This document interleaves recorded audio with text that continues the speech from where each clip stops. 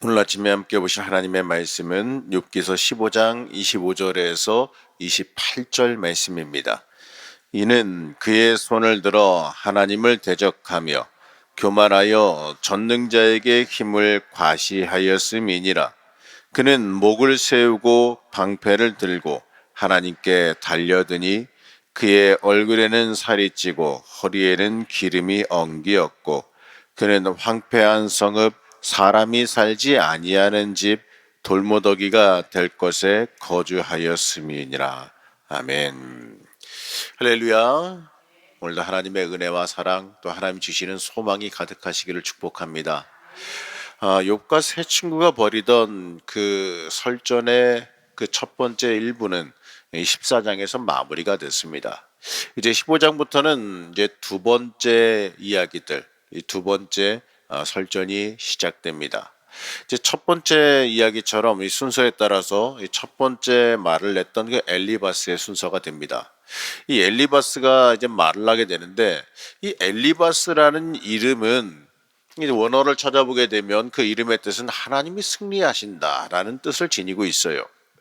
이 엘리바스는 이 세 친구 중에서 나이도 제일 많았고 학식도 높은 사람이었습니다. 모든 정황상으로 보게 되면 굉장히 이 점잖은 사람처럼 보입니다. 그런데 이러한 점잖은 이 엘리바스가 이 욥의 대답을 지켜보다가 그 온유함을 잃어버리고 점점 공격적으로 욥을 몰아붙이고 정죄하고 있습니다. 15장에 나오는 그 엘리바스의 논리는 이 앞서 나오는 그 첫 번째 발언과 사실 별 차이가 없어요. 그 당시에 널리 통용되던 그 도덕적인 인과율, 바로 이 권선징악.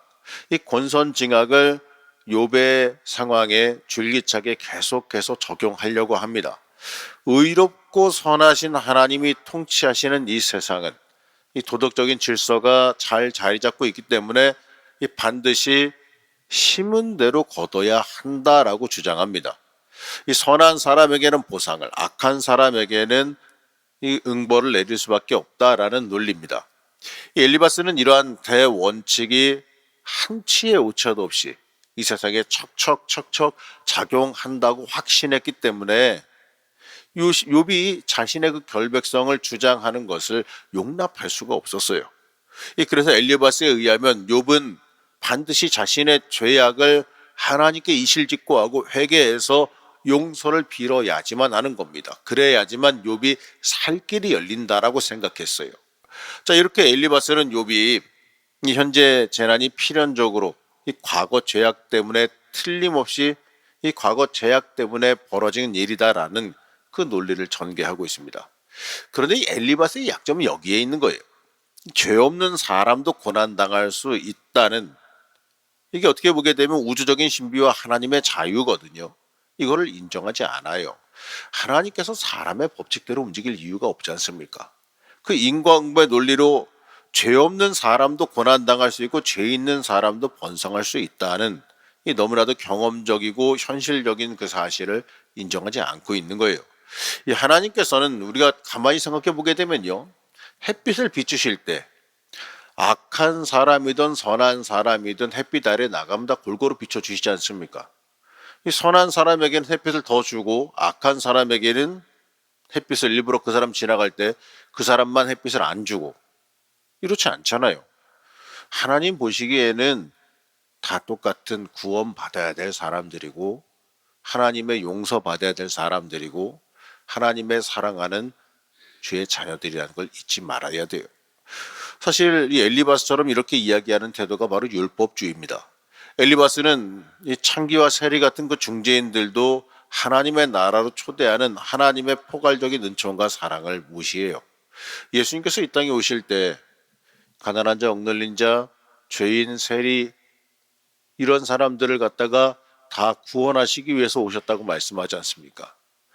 마찬가지로 하나님께서는 이러한 은혜를 베풀고 계시는데 이 엘리바스는 이런 걸 보지 못했던 거죠. 엘리바스의 이 논리에서 이런 위험성을 볼 수 있어야 돼요. 우리의 논리나 우리의 이론이나 우리의 생각으로 하나님의 뜻을 제한하려고 드는 그 잘못을 범해서는 안 됩니다. 이 땅은 누구 마음대로?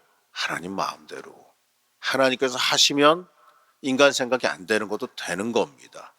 우리가 생각하기에 이건 절대로 안 될 거야, 이건 응답 못 받을 거야, 이게 이루어질 리가 없어, 내 상황이 이 고난 못 벗어날 거야. 누구 맘대로요? 그건 내 생각이죠. 인간의 생각이죠. 인간의 기준이죠. 인간의 능력의 기준이죠. 이 세상 모든 만물을 다 지으시고 모든 것의 주인 되신 하나님께서 하시면 되는 겁니다. 하나님께서 용서하시면 되는 거예요. 또 하나님께서 길을 여시면 열리는 거예요. 우리가 그걸 잊지 말아야 돼요. 하나님 또 엘리바스가 생각하는 것처럼 기계적으로 인간의 생각대로 무슨 법칙처럼 움직이시는 분이 아니에요. 그가 생각하는 법칙을 하나님이 꼭 지켜야 되는 것도 아니지 않습니까? 하나님이 그럴 자유도 없습니까? 하나님께서 법칙처럼 계속해서 똑같이 적용해 오시다가 하나님께서 마음에 안 드시면 또 바꿀 수 있는 게 하나님의 논리예요. 하나님이 하시는 게 법이고 하나님이 하시는 게 법칙입니다. 하나님께서 하시는 게 진리고요, 옳은 일이라는 것을 엘리바스는 깨닫지 못했다라는 거예요. 욥을 이 신학 이론이 아니라 자신의 현실, 욥은 이 신학 이론이나 뭐 이런 거에서 말하는 게 아니라 자기가 경험한 이 현실의 체험으로부터 말하고 있는 거예요. 무죄한 사람도 재앙을 만날 수 있다라는 그 경험적인 사실을 말하고 있습니다. 근데 엘리바스는 이렇게 자기 결백을 주장하는 욥을 용납하지 못해요. 이 무엇보다도 하나님께 따지는 욥을 불경건하다라고 공격하고 있습니다. 엘리바스는 욥이 주장하는 이 자기만의 내밀한 지혜에 대해서 더 심하게 공격하고 있습니다. 이 7절에서 9절 말씀인데 우리 함께 보시겠습니다. 네가 제일 먼저 난 사람이냐? 산들이 있기 전에 네가 출생하였느냐? 하나님의 오묘하심을 내가 들었느냐? 지혜를 홀로 가졌느냐? 내가 아는 것을 우리가 알지 못하는 것이 무엇이냐?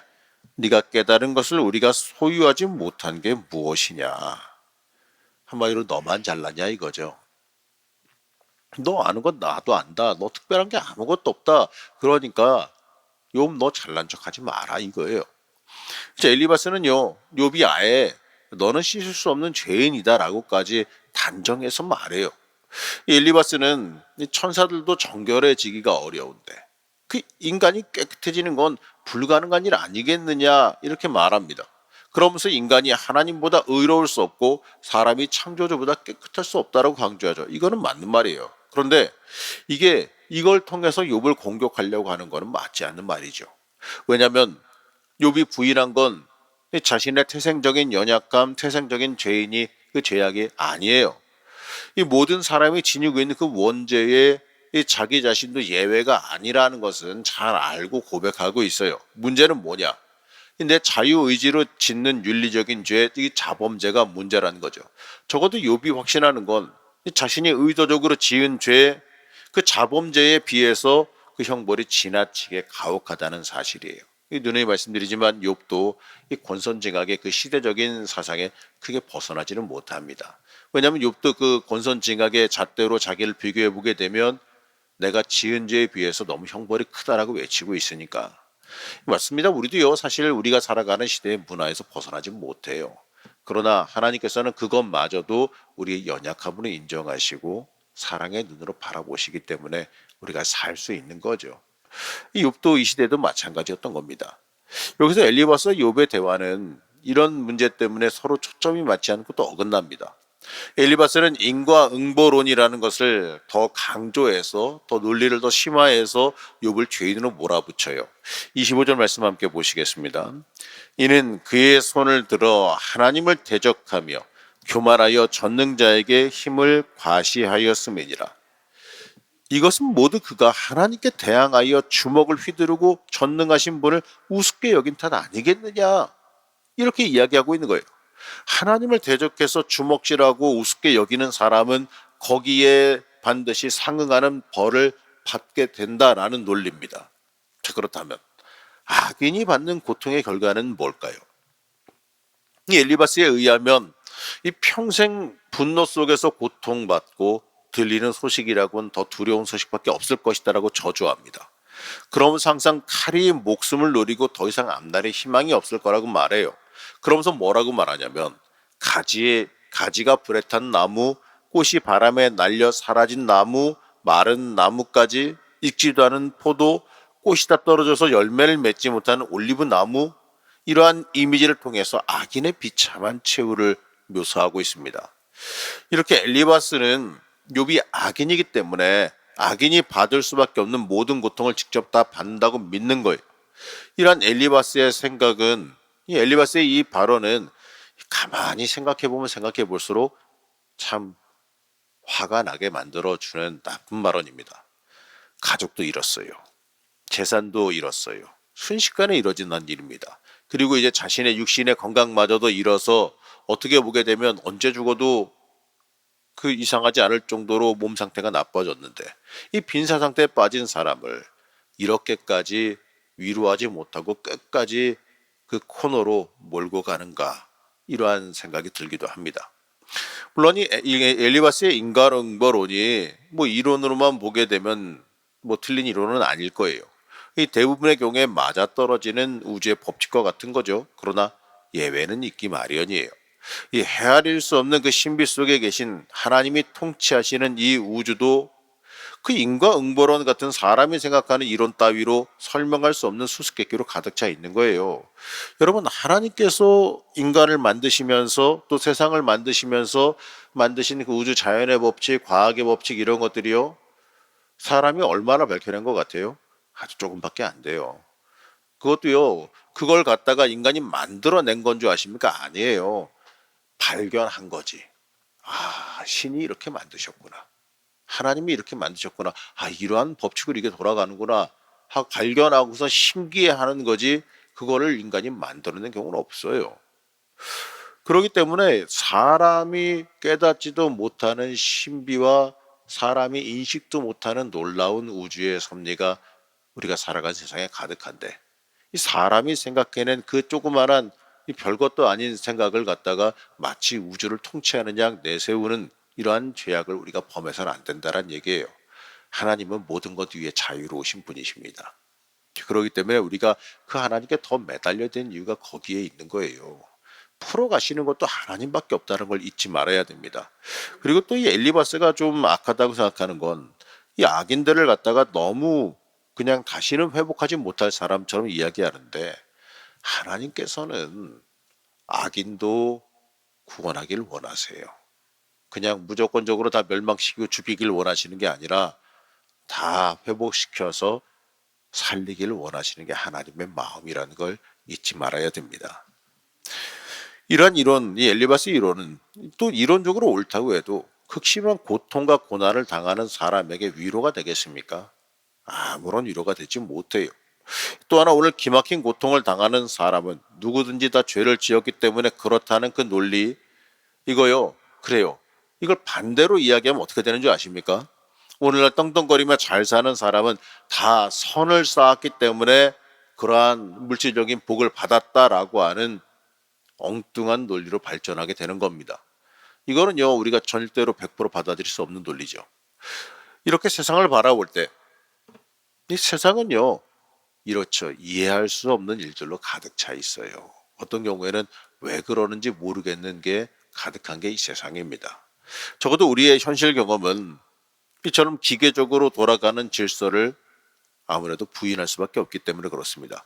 가난한 사람, 병든 사람, 실패한 사람, 주변으로 밀려난 사람, 이 모든 사람들을 이 자신이 죄를 짓거나 그 조상이 지은 죄로 인해서 고통받는다, 이러한 설명으로요, 그들을 구원할 수는 없는 노릇이에요. 역으로 부자, 건강한 사람, 성공한 사람, 이 중심부에서 떵떵거리는 사람들을 당신이 과거에 복을 쌓았기 때문에, 또 당신의 조상들이 복을 쌓았기 때문에 이런 복을 누린다, 이렇게 말하는 것도 항상 맞는 얘기도 아니에요. 우리는 이 엘리바스를 비롯한 그 친구들이 이 바리새인이나 이 서기관 같은 율법주의자들과 비슷하고, 욥은 어떻게 보게 되면 무고하게 고난당하신 예수님 닮은 것처럼 생각되지 않습니까? 죄가 있기 때문에 고통을 당한다고 몰아붙이는 새 친구나, 과거의 전통을 따지며 이 현실의 모든 고통스러운 경험을 율법이라고 하는 이 좁은 문자에 가두고 해석하려고, 그리고 심판하려고 드는 그 율법주의자는 어떻게 보게 되면 깊은 고통 속에 신음하는 사람들에게 아무런 희망도 줄 수 없어요. 복음은 그런 게 아닙니다. 우리 사랑하는 성도 여러분, 우리의 논리나 우리의 신앙이나 우리의 경험이 무조건 옳다고 생각하면 안 됩니다. 나한테 있었던 경험이 다른 사람에게도 똑같이 적용된다고 생각하면 안 돼요. 내 경험이란 내 은혜는 나에 한정되는 겁니다. 내가 겪은 은혜는 내 상황에 맞춰서 주신 거예요. 하나님께서 여러분들 모든 똑같이 다 똑같은 상황 다 주시면서 너 우리를 보고 다 거기에다 때려 맞춰라 하시는 게 아니에요. 하나님께서는 다 여러분의 상황에 다 맞춰서 은혜 주십니다. 여러분들의 상황, 심지어 머리카락 하나까지 세서 알고 계시는 그 하나님이신데 다 여러분들 상황에 맞춰서 은혜 주시고, 여러분들 상황에 맞춰서 어루만져 주시고, 여러분들의 상황에 맞춰서 회복과 복을 허락하여 주신다는 거예요. 하나님께서는 여러분들 이름도 다 아시고요. 여러분의 상황도 다 알고 계세요. 그렇기 때문에 그 하나님 앞에 우리가 나아갈 때는 그래서 내 모든 것 다 아시는 하나님께서 다 해결해 주시리라는 그 믿음으로 나갈 수 있어야 되는 겁니다. 사람의 생김새 다 다르듯이 우리에게 오는 은혜와 경험 다 다르게 온다라는 거예요. 그렇기 때문에 우리는 하나님께서 우리를 인도해 가시는 그 인도하심 앞에 각자 다르게 다가오시는 하나님의 뜻을 바라볼 수 있어야 됩니다. 우리가 법칙 정해서 하나님 한정 지으려는 생각하지 말아야 돼요. 우리가 어떠한 자격으로 하나님의 섭리를 감히 규정하고 이렇다 저렇다 말이라도 꺼내겠습니까? 만약 그렇게 한다면요, 우리는 교만이라고 하는 함정에 빠지는 겁니다. 우리는 하나님의 섭리를 다 알 수 없어요. 인간인 그 나약하고 유한한 존재가 어찌 하나님의 섭리를 다 알겠습니까? 그렇기 때문에 우리는 내가 법칙을 찾으려 할 것이 아니라 하나님께서 행하시는 법칙에 따라 순종하며 행하는 그 인도하심 따라가는 사람들이 될 수 있어야 됩니다. 내가 재단하려고 들 게 아니라 내가 순종하려고 들어야 돼요. 하나님을 갖다가 이해하거나 판단하려고 들지 마세요. 그러다 복받을 기회나 놓치고 말아요. 하나님이 인도하시면 그냥 하고 보는 겁니다. 하고 보면 나중에 이유를 알려주시거든요. 하고 보면 어쨌든 간에 복을 받아요. 그리고 나서 왜 복 받았지? 이러고 있으면요, 그제서야 이유를 좀 알려주시더라고요. 아, 이래서 이게 된 거구나. 근데 그 이유를 알게 되잖아요. 더 은혜가 있습니다. 야, 이거 불가능한 건데 안 되는 건데 해주셨구나. 참 감사한 일이지요. 여러분, 고난의 해결도요, 우리의 기도의 응답도요, 하나님께서 하나님의 섭리와 뜻에 따라 가장 선하고 복되게 해결해 주신다는 그 사실을 우리가 믿고 고백할 수 있어야 됩니다. 하나님께서 주시는 그 자체가 가장 좋은 응답이요, 가장 좋은 해결임을 우리는 받아들일 수 있어야 됩니다. 여러분, 이게 진짜 순종이고요, 참된 그리스도인의 복받을 만한 합당한 삶의 모습이라는 겁니다. 여러분, 오늘날로 살아가시면서, 오늘 기도하시면서 하나님께 철저히 이 순종하면서 주의 뜻 앞에 하나님의 그 인도하심과 섭리 앞에 서시기를 결단하며 고백하시기 바랍니다. 하나님, 성령 하나님께서 임재하여 주셔서 나를 온전해 주십시오. 그래 인하여서 내가 하나님 앞에 순종하는 사람, 하나님이 인도하시는 그 복의 길을 따라가는 사람 되게 해주십시오. 이렇게 기도하시기 바랍니다. 이렇게 우리가 하나님께 인생의 운전대를 내어놓으며 기도할 때 하나님께서 주시는 복, 여러분 인생 가운데 하나하나 다 세밀하게 이끄시는 그 놀라운 역사가 여러분들 삶 가운데 충만하게 넘칠 줄로 믿습니다. 잠깐 기도하겠습니다. 우리를 인도하시며 사랑하시며 우리의 인생을 주관하여 주시는 하나님, 우리의 삶 속에서 하나님께서 이끄시는 그 자체가 가장 좋은 길이라는 것을 고백합니다.